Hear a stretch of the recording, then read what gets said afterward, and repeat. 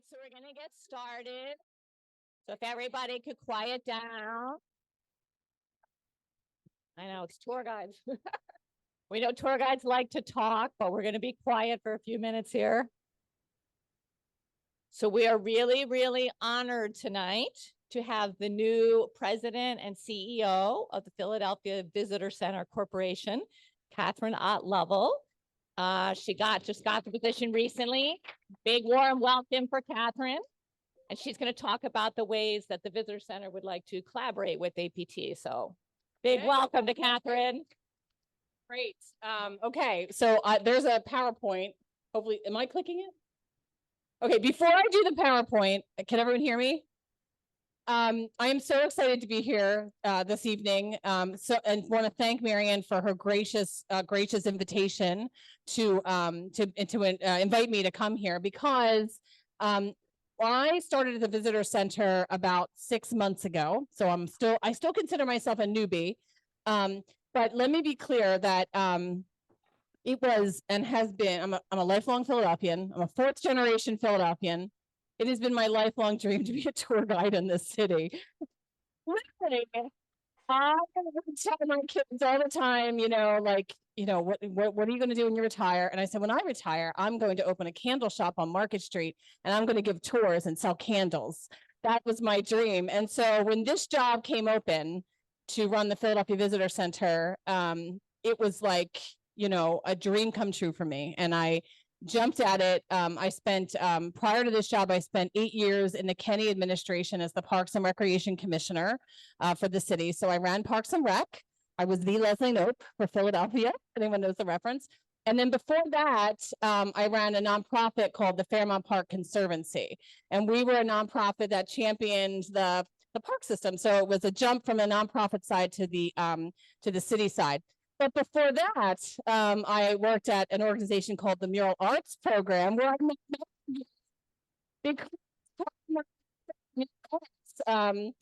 was to help expand our tour program. And so I got to know many of you. And, so that sort of, I think, got my spirits going when I was at Mural Arts and got involved with the tour program there, and just saw the incredible potential there was to connect people to unique experiences when they visit Philadelphia. I think that we have, this incredible city, and I love this city more than life itself. And I've always wanted to be a great ambassador for the city. But the truth is that everybody and anybody can be a great ambassador for this city. And that is exactly what each and every one of you do every single day. Visit Philadelphia and the Convention and Visitors Bureau are two other organizations. Their job is to market the city. Their job is to inspire people to come to the city. At the Philadelphia Visitor Center Corporation, our job is to inform and to connect those people once they come to the city, to make sure they have a phenomenal Philadelphia experience, to make sure that they receive an authentic and a rich and a unique Philadelphia experience. And so when Marianne reached out, I can't remember, why did you reach out now? She reached out to ask me to be on a panel. And I was like, oh, no. I want to come meet with this group. Please, can I come talk to this group? Because I would love to figure out how we at the Visitor Center can be more involved with the Association of Tour Guides, how we can support you better. That's what we want to do. I want to figure out, and I asked everyone to come and meet with us at the Visitor Center, and then we talked your ear off for a good hour, just saying, what can we do? How can we help? How can we at the Visitor Center add value to this group of great, incredible, inspiring individuals? So that's really why I'm here tonight. I'm going to quickly go through and show you guys what we do at the Visitor Center for those who may not be aware, but just know that, our door is open to you. We want you all, with whatever tours you're running, we want you to find a home at the Visitor Center. We want to support you. We want to work with you. We want to promote your tours. We want to do whatever we can. We want to host these meetings in the future. Not that there's anything wrong with the gourmet steaks. We love gourmet steaks. We'd love to host you at the Visitor Center. We have an incredible space. It could and should be an incredible public space in the city, not just for visitors, but for every Philadelphian. And we'd love to host these meetings as well. So, okay, great. So quick. So this is who we are at the Visitor Center. we are free tour guides, free travel guides. I shouldn't say tour guides. We're free concierges, right? So you know that we have, is anyone 57? It's Joe, 57. So has anyone never been to the Independence Visitor Center at 6th and Market? Never been? Okay, you've been there. Okay. Well, we do also have 3 other visitor centers. I'll talk about them in a minute. But at that visitor center, as you know, we have an information desk and we have visitor experience associates who offer information to every visitor that comes through that door. We, of course, sell tickets. We have hundreds of ticket partnerships. But we're also just there to help basically curate your experience, right? Find out where you're coming from, how much time you have, and then we make suggestions on where to go, what to eat, what to see. We're open 364 days a year. That may change because we may close on Thanksgiving and New Year's Day, depending on the National Park Service. We are in a National Park Service building, so they sort of call the shots. So we'll be open at least 362 days a year. We greet millions of people each year. We have a huge retail presence. There it is. So we have huge retail presence. We have a cafe there. We just opened a beautiful new gift shop. So everyone knows the big flagship gift store as you walk into the visitor center. But now, if you go all the way to the back, there is a brand new small gift shop called Art Star. Does everybody remember Art Star from the Bourse? They're with us now. So they left the Bourse and they moved into the visitor center, and we're thrilled to have them. I was having lunch at the Bourse one day and I went over to them and said, "Are you happy here?" They said, "Not really." I said, "Would you like to come over?" They said yes, and a beautiful marriage was created. So Aaron and Megan are now with us, and not only do we have Art Star open every single day, 5 days a week, bring your tours, but they also are running markets for us once a month on the off time. So for instance, we had the Procrastinators Fair in December, which was about 30 different vendors for your last minute holiday shopping. We had the Crap Bazaar just a couple weekends ago, which is when there are vendors who have things that they haven't sold all year. In January, they put them out like a rummage sale. It's an amazing market. And then this month coming up, we have our first ever and their first ever Black History Market, which will be featuring only Black vendors, so Black makers and craftspeople. And then in March, we're going to a women's focused market for Women's History Month. So every month we're going to host different markets, and in addition to the Art Star store being open. Yes. I absolutely should, but I don't. Sorry, because I looked and I'm like, I'm really not sure what weekend it is.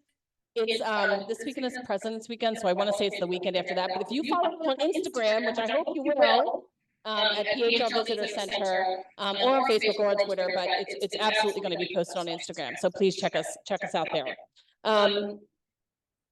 So we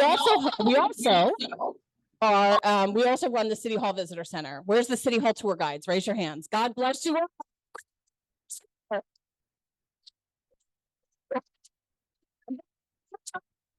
3 times. She keeps going. So Greta Greenberg, as everyone knows, started the City Hall tour program, and we are the gracious stewards of that tour program. And we love the City Hall Visitor Center. In addition to Art Star being at our building, their retail, they're also helping to curate the retail at our other visitor centers. So we now have Art Star merchandise at City Hall, in addition to other retail merchandise. And as if you know, we also run the tours there, both the interior and exterior tours, as well as the tower tours. As soon as that elevator gets up and running, it's an elevator. We'll get started with them again. And just thank you so much to all of the incredible City Hall tour guides, because it is, I am embarrassed to say that as that lifelong Philadelphian, as someone who worked across the street from City Hall for 8 years, I had never been on the City Hall tour before I took this job. And Antoinette, she gave my tour, and she was absolutely out of this world. It was incredible, an incredible tour, incredible experience. I didn't love the tower tour because I'm afraid of heights, but that's okay. I'm sure other people love it. So the City Hall tour, City Hall Visitor Center, of course, we're running tour. Full service visitor center. Tomar Jackson runs the City Hall Visitor Center, and you can do everything there that you would do at our other visitor centers. We also run a small kiosk in Love Park. Love. Oh my gosh, got it. Okay, got it. Sorry, Zoom people. Sorry. This is a. It doesn't sound like. Okay, that's better. I hear it now. The Love Park Visitor Center is a smaller kiosk. It is not the round building. It is next to the round building. Unfortunately, when someone was Parks and Rec Commissioner in the Kenney administration, they forced the visitor center out of the round building. And it was me. Might have been a mistake. I'm just kidding. We wanted to turn it into a restaurant. We renovated the Love Park Welcome Center, which was the round building, the saucer. We wanted to turn it into a restaurant. We did. We RFP'd it. We were going to put a restaurant in there. COVID happened. Jim Corrado, who was my predecessor, graciously agreed to move into a kiosk outside of the round building. That's where we are now. That also has retail. It's also a full service visitor.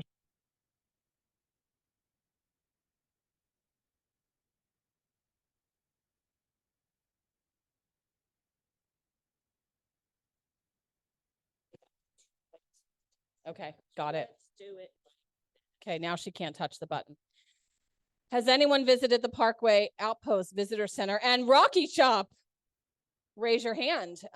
We have a brand new visitor center at the base of the Art Museum steps, where we estimate approximately 4 million people visit annually, the second most visited tourist destination next to the Liberty Bell. That is just our estimates. But if any of you have been there anytime, even in the middle of the night, you know that people are visiting there. When I was at Parks and Recreation, that is Parks and Recreation land, right? The whole apron, the East Terrace of the Art Museum, the Rocky statue is on Parks and Rec land. I really struggled with the fact that at Parks and Rec, we couldn't accommodate the millions of visitors who were coming there. We were Parks and Rec, right? We're not a visitor center or tour guide. So I actually reached out to Jim Corrado about 6 years ago and asked him if he would consider building a visitor center right there at the base of the Art Museum steps to help welcome the visitors that were coming there. And Jim graciously agreed, and now I run it. see how Philly works. It's an amazing little visitor center. It's basically 2 storage containers that we've sewn together. It is small, but very, very popular. We are seeing on average 1,000 people a week, sometimes 1,000 to 2,000 a day coming through that container, those containers.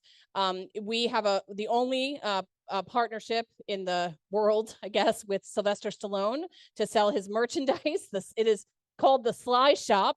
It is, of course, Rocky merchandise, but it is also Rambo for those of you interested. And believe me, there are so many people interested. It's absolutely astonishing how well the visitor center is doing, how many people are coming to get information, but also to buy merchandise.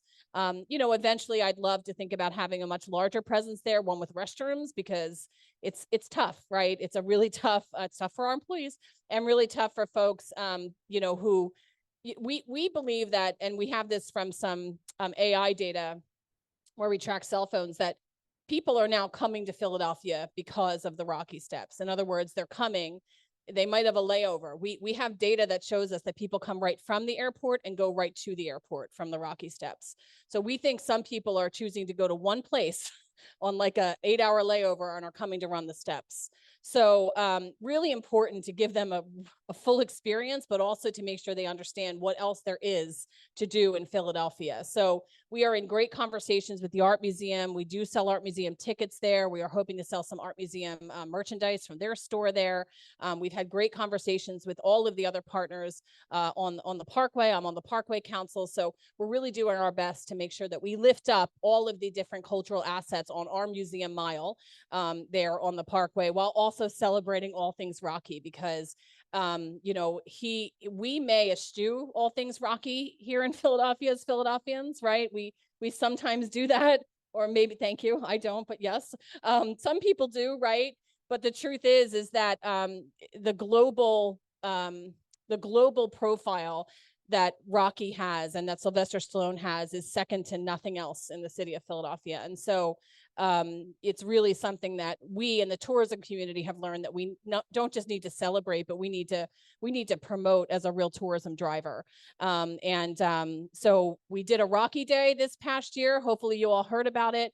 Sylvester Stallone came to cut the ribbon on this Rocky Shop and Visitor Center. And so we had City Council name it. Is that my phone? So sorry. We had City Council designate December 3rd Rocky Day. It's the day that Rocky premiered nationally in 1976. 2026 is a big year for Philly. It's also the 50th anniversary of Rocky. So if we thought 2026 could be bigger, we will cap the 2026 epic celebration in Philadelphia with a month-long Rocky Fest. That's my dream. But in the meantime, Rocky Day will expand next year into more than one day, and we hope even more in 25, all culminating in 26 for the 50th anniversary. So that's the Parkway Visitor Center. This is the Flash. We also operate the Flash. I hope everybody's familiar with the Flash. This is a vehicle that rides up and down Market Street, all the way out to Eastern State, but also goes out into West Fairmount Park to the zoo and the Please Touch Museum. We are going to have to change the route of the Flash. It will start up again in May, but we have to change the route this year because of the cap project on 95. We will no longer be able to get across Chestnut Street. So we're going to be adjusting the Flash route, but our hope is that we will actually be able to bring more stops and more sites in as we adjust that route for the changes on 95. But we really would love, as much as you can promote the Flash as a wonderful resource for tourists. It really is a very easy, safe, and accessible way to see the city. It is funded by SEPTA, and SEPTA is a huge supporter of the Flash. So we would really, really love for people to access that as much as possible. Good question. The season for the Flash is it starts up in May, and then it ends on New Year's Eve. So it goes to weekends after Labor Day. So it's every day starting in May. Every day, I think it's 9 to 5 or 9 to 6. It's $2 a ride, but $5 to ride the whole day. It has 16 stops, and it's just a loop, right? It's just a really accessible loop. It comes every 15 minutes. So anywhere you want to get on the Flash, you can stop at a stop, and a bus will be there within 15 minutes. Correct. It is down from January through May. Correct. It is not running at all. And then it starts up again in May. It's a huge loss. It's a huge loss. The Flash budget is around $1.5 million. The passenger fares doesn't even bring in 10% of that. So to run it year round, which we would love to do, would probably double the budget. And to be honest, right now, there's not enough demand. There's not enough ridership demand. I hope so. I hope so. I think we're going to get some people here in 26. But I do still think we're going to see that seasonality, and I'm sure you all see it as well. I'm only 6 months into the tourism season. I'm like a, tourism novice. So I'm sort of stunned at how slow it gets in January. I like things to be busy, and it's not that busy right now, at least in our visitor centers. So I'm stunned by how seasonal the tourism season here is. And it did, yes. Yeah, and it did. We saw that over MLK Day, et cetera. We need to move it along. Sorry, guys. Okay, so this is the most important slide. Oh my gosh, and now I broke it. Hold on. This is the most important slide. Are you ready? Okay. What is our opportunities for you all? My dream would be, folks, for every tour to leave an end from the Independence Visitor Center, if it's a tour of Old City.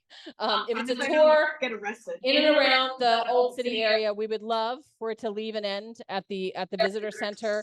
We have restrooms there. There is air conditioning and heat. There's a cafe. We would love to have you. Bathrooms, tons of bathrooms. The cleanest, I would say the cleanest bathrooms in the city. I use them every day myself. Our concierge staff can also provide information on your tours. So if you have information on your tours that you'd like us to give out, get that to us, because we would love to promote your tours. We could also sell your tickets. We do take a cut to do that, right? But if you're interested, it really does work. Our folks can sell your tickets. We take a little commission, but if that's something you're interested in, we have already about 100 tour partners. So we would love to talk to you about that. And then we can also include your information in of course, at our desks and our racks. And then if we're interested in, first, of course, people who could afford this, we do have a welcome wall digital advertising throughout the building that we'd be happy to explore with you as well. Thank you guys so much. Thank you again, Mary Ann. I'm so excited to be here. Thank you for what you do. And I hope you'll invite me back. Thank you, guys.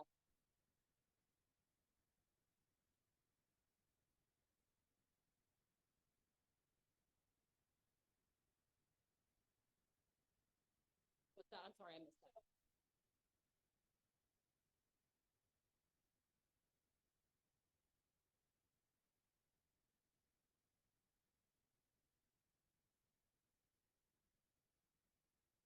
Jen, you're not on the mic.